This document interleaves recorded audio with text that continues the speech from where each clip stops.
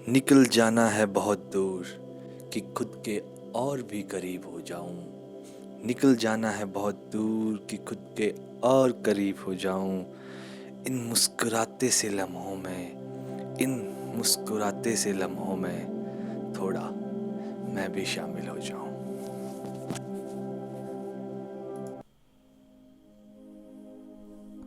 तो प्लान ये था कि हमें एक ऐसे ट्रैक पे निकलना था जिसके बारे में किसी को भी नहीं पता हो।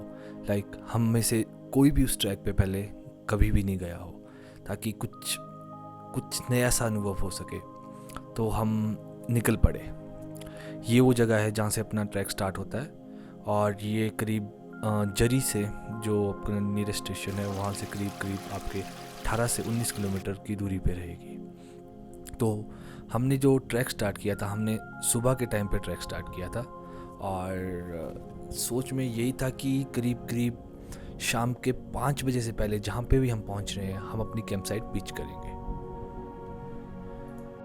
और साथ में ये डिसाइड हुआ था कि हम कोई भी मतलब वहाँ से ना गाइड करेंगे, ना ही हम कोई पॉटर करेंगे, और हम अपना सारा का सारा लगेज जो भी होगा, जो भी सामान रहेगा, उसको डिस्ट्रीब्यूट किया था। लाइक 15 से 16 केजी का जो सामान रहेगा, हम खुद उसको कैरी करके ले जाएंगे। तो आगे से मिलेगा ये जो टॉप है, इससे नीचे जो पहुंचेगा आप प्लेन में, प्लेन से मिलेगा आपको सीधे शॉर्टकट। ऊपर को शॉर्टकट मिलेगा, एक ही रास्ता। तो ऊपर से होगा अलग अलग, ऐसे जैसे भेड़ बकरी बैठता है, कोई इस साइड बैठता है, कभी वो इस साइड बैठता है, कोई इस साइड बैठता है, कोई इस साइड बैठता है, कोई इसी रास्ते में भी बैठता है। रास्ता मिलेगा आगे से आपको अलग अलग भी ऊपर जाके। तभी तो बोलता हूँ आप देवरू पे पहुँचने पाएगा, शायद भूल तो नहीं जाएंगे। अच्छा, ये भेड़ बकरी का रास्ता है ना, यहाँ से भी लगा हुआ, यहाँ से भी, वहाँ से भी। अच्छा, आप भूल तो, तभी तो बोलता हूँ मैं, एक आप कोई गाइडिंग लेना चाहिए था, उसने आपको सही ढंग से बता देना था। तो बातों को ध्यान में रखते हुए हम आगे की तरफ निकल पड़े, और रास्ता सच में ही बहुत सुंदर था, बहुत सुंदर।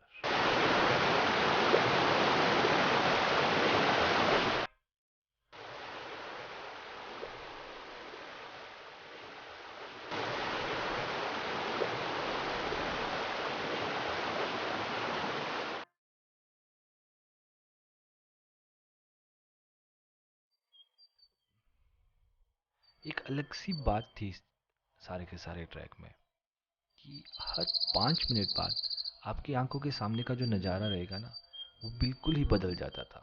और इतना सुकून मिल रहा था इतने टाइम बाद निकल के बाहर, और कोई टेंशन नहीं है माइंड में, और बस चले हुए हैं। तो इस सारी चीज़ों को बहुत टाइम से हम मिस कर रहे थे।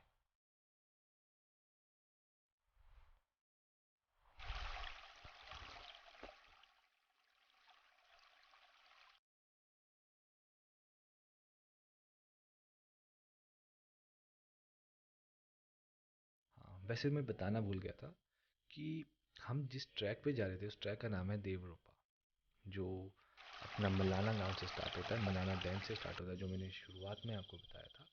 और वहाँ से होते हुए हमने जाना था बाईचीन वाले रास्ते से होते हुए छोटा घरान, मोटा घरान, बोगडी और अपना देवरूपा।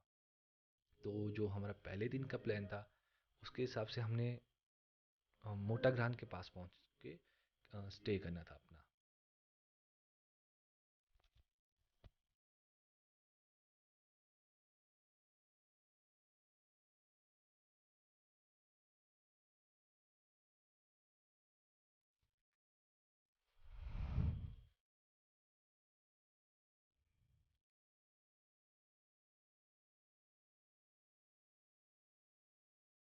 और ये जो जगह भी आपको दिख रही है, ये था हमारा पहला स्टे। मतलब जहाँ पे हमने प्लान किया था कि दिन की कुकिंग वगैरह करेंगे और सब कुछ करेंगे, तो इसको बोलते हैं हम छोटा ग्रहण। ठीक है। और ये जो छोटा ग्रहण है, ये आपके डैम से आपको करीब करीब 3 से 4 घंटे लगेंगे आपको यहाँ पहुँचने में। मे भी ज़्यादा भी लग सकता है आपकी स्पीड पे, लेकिन करीब करीब 4 घंटे से ऊपर टाइम तो आपको लगेगा ही लगेगा यहाँ पे पहुँचने के लिए। और ये बहुत सुंदर जगह है, बहुत ही ज़्यादा सुंदर। आपको एक पल के लिए भरोसा नहीं होगा कि आप सच में ही मतलब एक ऐसी जगह पे पहुंच गए हैं। और खुद ही देख लीजिए।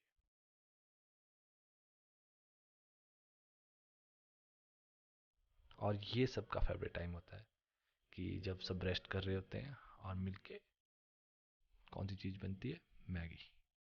और हम भी वही कर रहे थे। तो आज के दिन का जो पहला हॉल्ट था वो हमारा इस जगह पे ही हुआ और यहाँ पे स्टार्ट हुई फिर कुकिंग। और फिर थोड़ी देर बाद हम वहाँ से निकल पड़े। ये शाम होने लगी थी और हमने अपना कैंप साइट भी डिसाइड करना था कि हमने कैंप कहाँ तक करना है। हम वैसे तो सोच के यही चले थे कि मोटा ग्राम तक हम पहुँच जाएंगे, लेकिन बीच में रास्ते मतलब काफ़ी अलग थे और काफ़ी कन्फ्यूज़न से भरे हुए थे।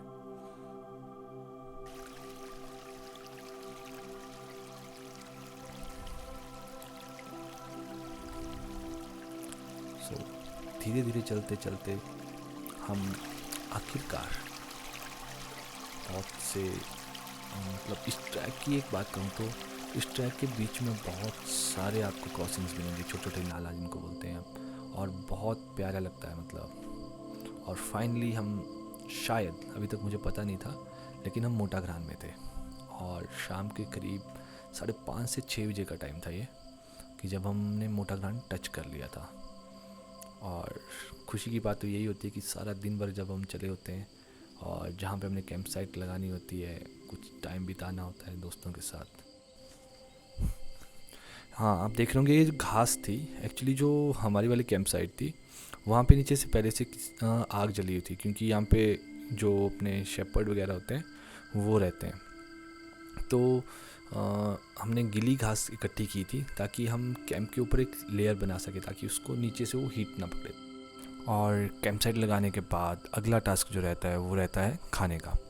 तो उसके लिए हमने आपस में अलग अलग सी ड्यूटीज़ होती हैं कि जैसे कोई पानी ला रहा है, कोई और काम कर रहा है। और वैसे बता दूं कैंप साइट के लिए चूज़ करने के लिए हमें 3 चीज़ें जो ध्यान में रखनी होती हैं वो रहता है कि पहला पानी कितने नज़दीक है, दूसरा वहाँ पे ठंड सामने से तो नहीं पड़ रही है, और तीसरा एक सेफ्टी कंसर्न कि आसपास में नज़दीक में कोई चीज़, जैसे हमारे आसपास में शेपर्ड्स थे तो वो चीज़ें हमने ध्यान में रखी। और कल वाली वीडियो में देखेंगे हम कुछ ड्रोन शॉट्स और एक बहुत इंटरेस्टिंग कहानी यहाँ की। तो साथ में बने रहना, सपोर्ट करते रहना। Thank you, good night.